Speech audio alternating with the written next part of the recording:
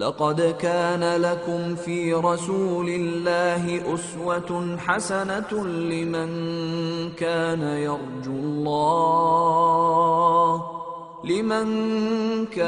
يرجو الله واليوم الآخر وذكر الله كثيرا. 6 bölüm. Аллахқа шақырудың алғашқы кезеңі. Өзінен басқа сыйынуға лайықты Құдай болмаған ұлы Алла тағалаға мақтаулар болсын. Оның сүйікті құлы әрі елшісі Мұхаммадқа, оның жанұясына, оның артынан ерген сахабаларына Аллахтың игілігімен сәлем болсын. Ассаламу алейкум, сіздерге Аллахтың рахымы мен берекесі болсын. Бәрімізге сүйікті болған пайғамбарымыздың өмір тарихын одан ары қарай жалғастырамыз. Пайғамбарымыздың исламға шақыру насихатын 2 уақыт аралығына бөлуге болады. Біріншісі Мекке уақыты, ол 13 жылға созылған. Екіншісі Медина уақыты, ол 10 жылға созылған. Мекке уақыт аралығын 3 сатыға бөлуге болады. Біріншісі құпия насихат 3 жылға созылған. Екіншісі Мекке тұрғындарына ашық насихат айту 7 жылға созылған. Үшіншісі Мекке сыртында халыққа хабарлауы.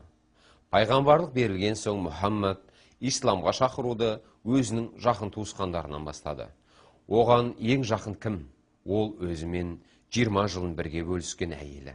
Ол оның бойынан өзіне ұнамайтын еш нәрсе көрмеген және оны қатты сүйген. Ол оны исламға шақырды да, ол жылдам ислам қабылдады. Хадиджа жылдам ислам қабылдады да, исламның екінші бөлігі болды. Бірінші бөлігі пайғамбарымыз Мұхаммадтың өзі, ал екіншісі Хадиджа. Құрайыштар оған зұлымдық жасап жатқанда Хадиджа оны сабырға шақыратын. Ол оны шыдамдылыққа шақыратын. Ол кім? Ол Хуайлидтің қызы Хадиджа. Өзінің дүниесін осы дін үшін құрбан қылған әйел. Өзінің уақытын, өмірін және барлық қолындағысын Мұхаммад үшін құрбан еткен әйел. Ол оны исламға шақырды да, ол жылдам ислам қабылдады. Исламға шақырғанда оны қабылдап, сондай-ақ күйеуін сабырға шақырып, имансыз құрайыштар көрсеткен зұлымдықты көтеріскен. Бұл әйелден пайғамбар көп жеңілдік тапқан. Өмірінің соңына дейін оған деген махаббаттың себебінен оны жадынан шығармаған. Өзін бірінші қолдаған Хадиджаны есінен шығармаған. Хадиджадан кейін өмірінің соңғы күндеріне дейін бірге болған әйел Айша былай деп айтатын. Хадиджа бәлкім одан басқа ешбір ер кісі көрсете алмайтын қолдауды көрсеткен. Күндердің бірінде пайғамбар өзінің үйі Хадиджаның үйінде отырған болатын. Оған Жибрил періште келіп, «Я Мұхаммад, қазір саған Хадиджа келеді. Оған оның Раббынан сәлем жеткіз» деді. Ұлы Алла тағала Хадиджаға сәлем айтып жатыр. Хадиджа бірінші болып ислам қабылдады. Одан кейін Жибрил оған, сосын оны жәннаттан шууда, шаршауда жоқ, маржаннан жасалған үймен сүйіншіле деді. Хадиджа келген кезде пайғамбар оған, расында Алла саған сәлем айтып, жәннаттағы үймен сүйіншіледі деді. Қараңыздар, Хадиджа қалай жауап берген. Ол арасында Алла сәлем сыйлаушы. Хадиджа оған да сәлем деп жауап берген жоқ. Хадиджа ол сәлем және одан сәлем келеді деді. Одан кейін Жибрилге де сәлем деді. Пайғамбар оны жәннаттағы үймен сүйіншіледі. Иә, ол оған лайықты. Пайғамбар онымен тынышта бақытты өмір сүрді. Ол одан шуда, шаршауда сезген жоқ. Сондықтан ол жәннаттағы үймен сүйіншіленген. Пайғамбармен бірге тағы кім тұрды? Пайғамбармен бірге 10 жасар бір бала тұрды. Ол оның әкесінің бауыры Абу Талибтің ұлы Али еді. Ол кезде ол 10 жаста болатын. Ол онымен неліктен тұрған?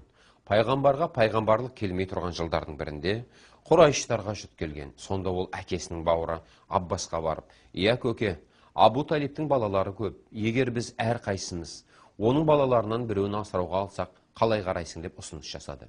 Сонда Аббас өзіне Жафар ибн Абу Талибті алды. Ал пайғамбар өзіне Али ибн Абу Талибті алды.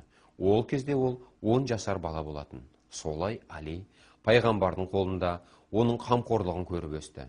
Пайғамбар оның тәрбиесін өзіне пайғамбарлық келмей тұрып қолына алған. Ал ол оған исламды ұсынғанда, ол оны ойланбастан қабылдады. Бұл үй қандай ғажап үй десейші. Ол ислам қабылдаған алғаш бала. Ол исламды пайғамбардан үйренген. Хадиджа мен Али ислам қабылдады. Дәл қазір исламда 3 қана адам бар. Пайғамбар, оның жұбайы Хадиджа және әкесінің бауырының баласы Али. Олардың бәрі бір үйден де олар ислам үмметін құрады. Дәл сол уақытта ислам үмметін 3 адам құрады. 3-тен бірі пайғамбар, 3-тен бірі Хадиджа және келесі 3-тен бірі Али ибн Абу Талиб. Ислам жайыла бастады. Зейд ибн Харис пайғамбардың үйіндегі босатылған құл болатын. Ол Зейдті исламға шақырысымен ол да кідірместен ұлы Алла тағаланың дінін қабылдады. Пайғамбар исламға басқа адамдарды шақыра бастады. Бірінші кездестірген адамы оның досы шыншыл Абу Бакр еді. Оның шыншыл атаулығының себебі оның пайғамбарға мүдіртпестен сенуі болатын. Пайғамбар оны исламға шақыруы мұң еді. Ол қобалжымастан ислам қабылдады. Сондықтан пайғамбар Абу Бакр жайлы: мен кімді исламға шақырмасам, Абу Бакрден басқаларының бәрі күдіктен қобалжыған деп айтқан. Ол оны шақырған мезет, ол ислам қабылдады. Өйткені Абу Бакр исламға дейін еш уақытта бұттарға табынбаған. Ол өзіне ішімдікті тыйым салып, шыншылда жомарт болатын. Имансыз құрайыштардың бәрі оның шыншылдығы және сенімдігі, тазалығы жайлы хабардар еді. Ол ешқашан зинаға жоламаған. Пайғамбармен 10 жыл достасқан. Ол оны исламға шақырған кезде ол сол замат мұсылман болды. Ол адамдардың ішіндегі исламды ең жақсы ұстанған адам. Ол ислам қабылдасымен жанындағыларды исламға шақыра бастады. Ол барып Осман ибн Аффанмен қайтып оралды. Одан кейін ол барып Зубейрмен қайтып оралды. Оның ислам қабылдаған үшінде Абу Бакр өзінің сауабын алады. Одан кейін ол барып Абдурахман ибн Ауфпен, одан кейін Тальха ибн Убейдуллахпен, одан кейін Саад ибн Абу Вақаспен бірге оралды. Осы айтылған 5 адамның бәрі тірісінде жәннатпен сүйіншіленгендер. Оларды исламға шақырған кім? Бұл жәннатпен сүйіншіленген адамдардың 6-шысы. Алла өзінің мына сөзінде ол туралы айтып жатқан секілді.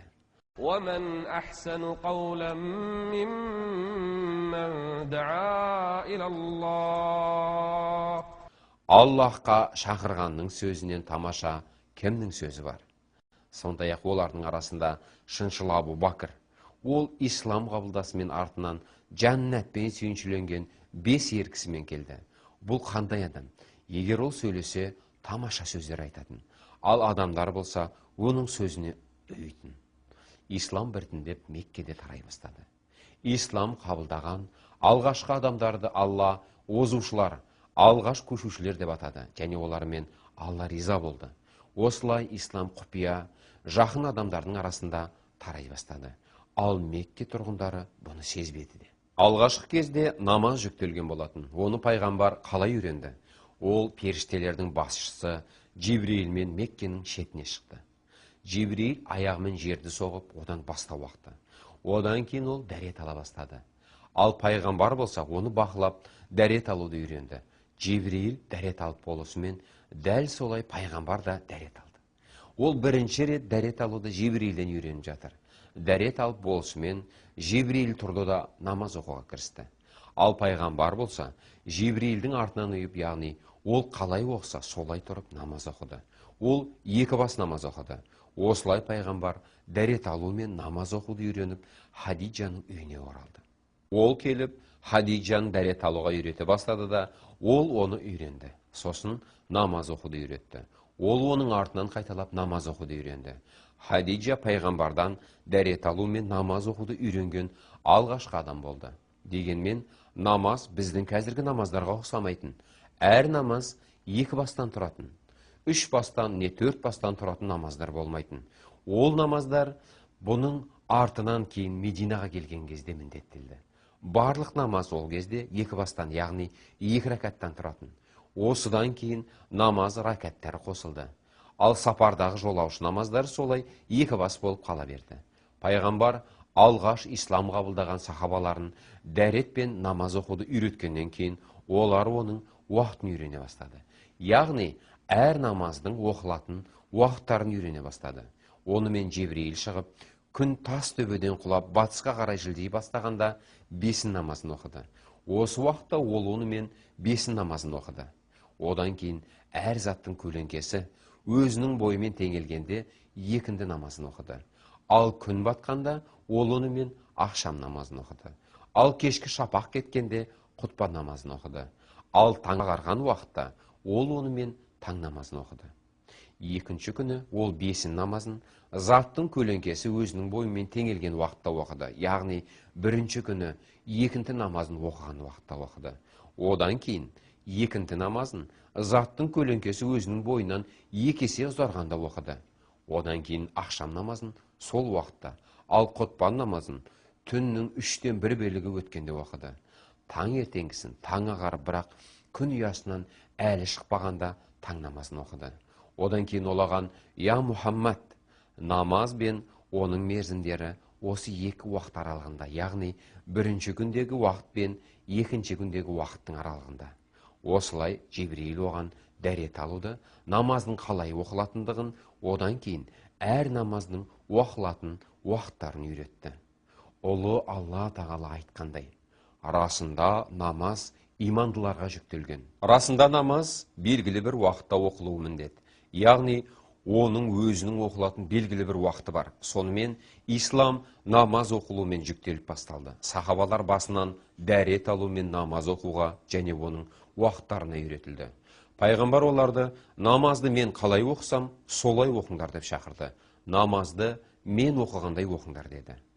Пайғамбар намаз оқығысы келсе, Меккеден шығып, екі тау арасындағы шатқалға баратын. Ол көбінше өзімен әкесінің бауырының баласы кішкентай Әлиді алатын.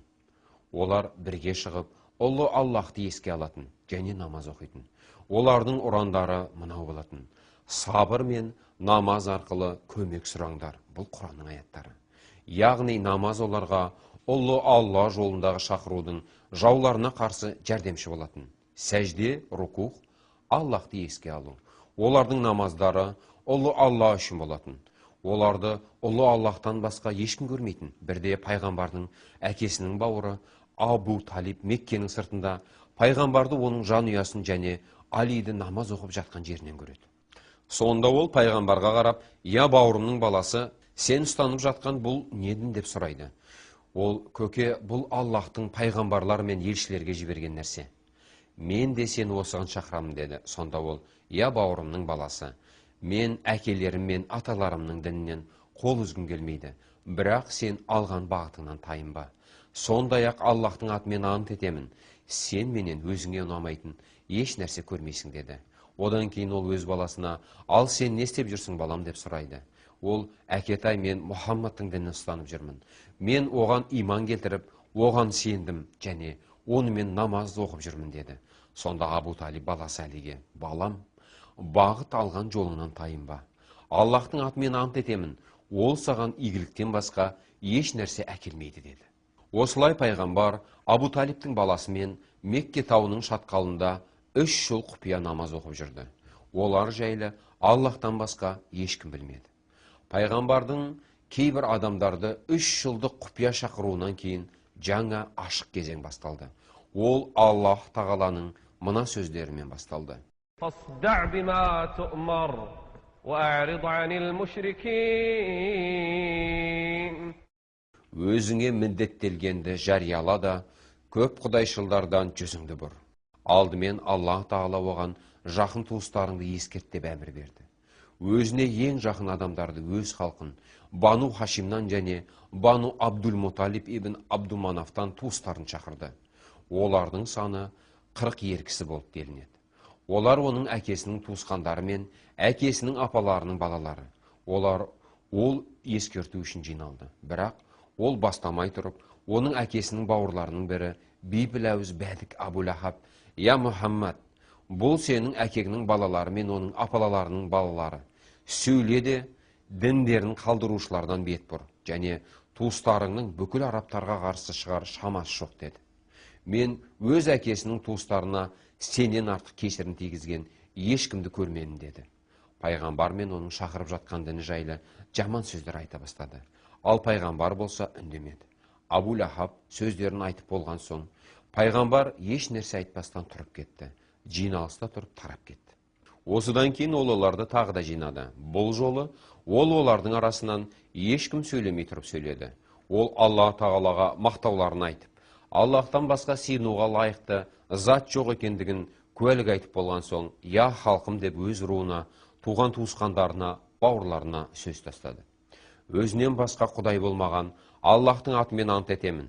Мен сендерге және бүкіл халыққа Алла тарапынан елшімін. Сендер міндетті түрде ұйқыға кеткен тәрізді өлесіңдер де, одан кейін ұйқыдан оянғандай қайтадан тірілесіңдер. Сондай арасында осыдан кейін сендер мәңгілік не жәннатта, не отта боласыңдар деді. Осы сөздерінен кейін оның әкесінің бауыры Абу Талиб: «Я бауырымның баласы, менен артық сенің сөздеріңді сүйетін ешкім жоқ. Өзіңе әмір берілгеннен тайма, дініңе шақыруыңды жалғастыра бер. Аллахтың атымен ант етемін. Егер мен тірі болсам, мен міндетті түрде сені қолдап отырамын. Егер менің жаным маған Абдул-Муталибтің дінінен айырылмауды талап етпегенде, онда мен міндетті түрде сенің артыңнан ерер едім» деді. Яғни ол: «Мен Абдул-Муталибтің дінін ұстанамын, бірақ сені адамдардан қорғаймыз» деді. Осыдан кейін Әбу Лахабтың ызадан түрі өзгеріп: «Аллахтың атымен ант етемін, бұл жақсылық емес. Оны басқалар тоқтатпай тұрғанда өздерің тоқтатыңдар» деді. Бірақ Абу Талиб: «Аллахтың атымен ант етеміз. Біз тірі болғанша оны қорғаймыз» деді. Абу Талиб Абу Лахабқа даусын көтерді, ал ол Абу Талибке даусын көтерді. Осылай жиналыс тарады. Сонда пайғамбар оның әкесінің бауыры Абу Талиб оның Алла жолындағы шақыруында оның сүйеніші болатындығын түсінді. Осыдан кейін пайғамбар ұлы Алла тағалаға ашық шақыра бастады. Пайғамбар өзінің туысқандарын шақырғаннан кейін Мекке халқының барлық тұрғындарын шақыра бастады. Ол оларды ұлы Алла тағаланың жолына шақыра бастады. Ол оларды қалай шақырды?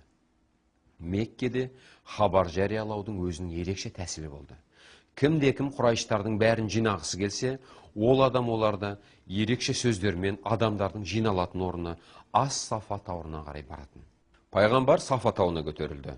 Онда шықты да сосын Құрайыштарға «Уа сабахах» деп жар салды. Адамдар елең ете қалды. Шақырып жатқан кім? Бұл сенімді де шыншыл Мұхаммад. Ол Мекке мырзаларының бірі. Ол оларды жинап жатыр. Демек, үлкен нәрсе болған. «Я Құрайыштар!»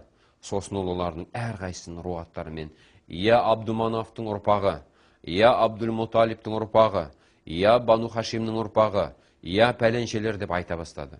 Оларды бірінен кейін бірін атап шақыра бастады. Олардың бәрі Сафа тауының етегіне жиналды. Келе алмаған адамдар өзінің орнына болған жайды көріп білу үшін адам жіберді. Олардың бәрі Сафа тауына жиналған соң пайғамбар оларға: «Айтыңдаршы, егер мен қазір сендерге мына таудың артында сендерге лап беруге дайын атты әскер тұр десем, сендер маған сенесіңдер ме?» деді. Олар: «Біз сенен шындықтан басқа еш нәрсені естіген емеспіз. Біз саған сенеміз» деп жауап берді. «Әрине, Мұхаммад, сен айтсаң саған сенеміз». Сонда ол: «Мен сендерге ащы жазаның жақын екенін хабарлаймын» деді. «Мен сендерді тозақтың жазасынан сақтандыруға келдім. Сен не деп тұрсың?» Сосын ол былай жалғастырды: «Я Құрайыштар, өздеріңді оттан қорғаңдар. Мен сендерді Аллахтың қаһарынан құтқара алмаймын. Я Зухр ұрпағы, өздеріңді оттан сақтаңдар. Мен сендерді Аллахтың қаһарынан қорғай алмаймын. Я Абдуманафтың ұрпағы, өздеріңді оттан қорғаңдар. Мен сендерді Аллахтың қаһарынан қорғай алмаймын». Ол осылай руларды бірінен кейін бірін тізіп, әкесінің бауырларының руы: «Я Абдул-Муталибтің ұрпақтары, өздеріңді оттан қорғаңдар. Мен сендерді Аллахтың қаһарынан құтқара алмаймын» деп жалғастырып, олардың әрқайсысын: «Я Абдул-Муталибтің баласы Аббас, өзіңді оттан құтқар. Мен сені Аллахтың қатарынан құтқара алмаймын. Я Абдул-Муталибтің пәленше баласы, я Абдул-Муталибтің қызы». Осылай ол әкесінің бауырларын бірінен кейін бірін айтып жатты. Сосын ол өзінің қызы Фатимаға қарады. Ол оның өзінің бөлігі болған ең жақын адам кішкентай қызы болатын. Ол: «Я Фатима, менің дүниемнен қалаған нәрсені сұраң. Дүниемді саған берем, бірақ оттан өзіңді өзің қорға. Мен сені Аллахтың жазасынан құтқара алмаймын. Менің сені Аллахтың жазасынан құтқара алатын ешқандай мүмкіншілігім жоқ» деді. Ақыретте ешкім ешкімге туыс болғандығынан көмектесе алмайды. Ешкім біреуге не әкесі, не баласы болғандығынан көмектесе алмайды. Ол күні адам өзінің бауырынан, өзінің әкесінен, өзінің анасынан, өзінің әйелінен және барлық балаларынан безеді. «Я Фатима, өзіңді оттан құтқар, мен сені Аллахтың жазасынан құтқара алмаймын. Мекке тұрғындары жым-жырт болып, естігендеріне аң-таң болды. Бірінші болып сөйлеген кім? Оның әкесінің бауыры Абу Лахаб. Бүгінгі күнің сен үшін бос болғыр, осыған бола жинадың ба? Сонда Алла мына аяттарын түсірді. تبت يدا أبي لهب وتب ما أغنى عنه ماله وما كسب سيصلى نارا ذات لهب. Әбу Лахабтың екі қолы құрысын, құрыды да, оның малы да, кәсібі де өзіне пайда бермеді. Ол жалындаған отқа кіреді. Яғни бұл оның сөзі үшін жаза. Ол лаулаған отқа түседі. Осылай барлық адамдарды Аллахқа шақыру басталды. Және пайғамбар адамдардың алдында жасырынбастан намаз оқитын болды. Ашық шақыру басталды. Алла үшін сөгуші адамнан сескенбеді. Оның жолы осындай еді. Алла тағала Құранда бұл жайлы былай деді. Былай айт, бұл менің жолым. Мен және менің артынан ергендер Алла жолында сескенбестен шақырамыз. Алла пәк және мен көп құдайшылдардан емеспін. Пайғамбардың шақыруы ол ақиқатты ашық жариялаған соң тарай бастады. Бұл дін Меккеде ашық тарай бастады. Имансыз Құрайыштарға бұл ұнамады. Бірақ олардың қолынан еш нәрсе келмеді. Өйткені оның әкесінің бауыры Абу Талиб қолдады. Олар оған еш нәрсе істей алмады. Оның әкесінің бауыры оның қорғаушы қамалы еді. Абу Талиб өзі ислам қабылдамаса да оны көп құдайшылдардан қорғайтын. Дегенмен пайғамбар оның інісінің баласы еді. Сондықтан оған ешкім тисе алмады да Құрайыштардың имансыздарын бұл ызаландырды.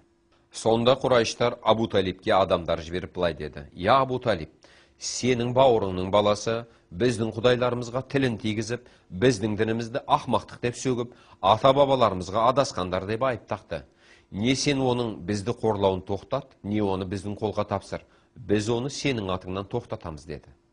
Ол оларға жұмсақ түрде мәнді жауап беріп оларды тарады. Сосын олар оған тағы келіп, я Абу Талиб, біз саған бауырыңның баласын тоқтатуды өтініп едік. Сен оны істемедің. Сен қазір оның біздің құдайларымызға, біздің дінімізге және біздің аталарымыздың дініне не істеп жатқанын көріп жүрсің. Я Абу Талиб, не сен оны тоқтатасың, не біз оны осы жолда, не сендер, не біз мерт болғанша саған және оған қарсы шығамыз деді. Олардың бұл айтқан сөздері Абу Талибтің жанына батты. Осыдан кейін ол Аллахтың елшісін өзіне шақырып, я бауырымның баласы, маған Құрайыштардан адамдар келіп, осындай нәрселер айтты деп, олардың қойған шарттарын баяндап берді.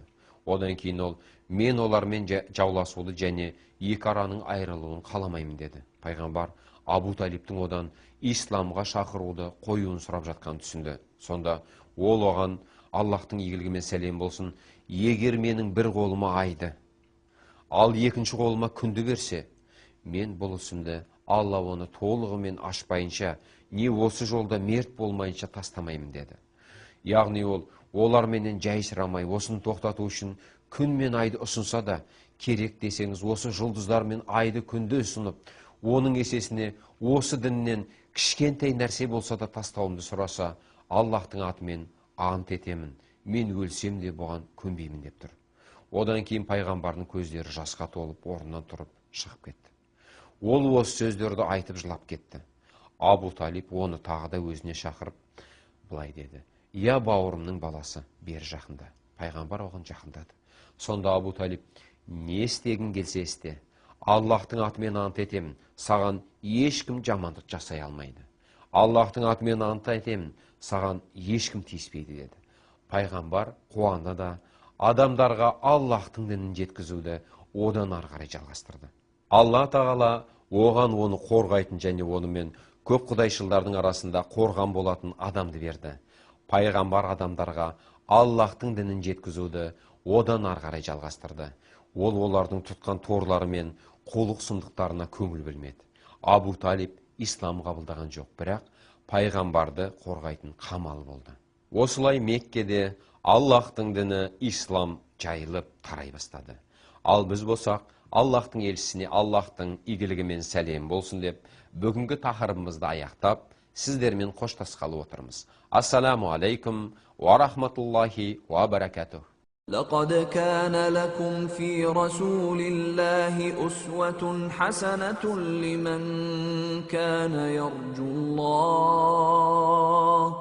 لمن كان يرجو الله واليوم الآخر وذكر الله كثيرا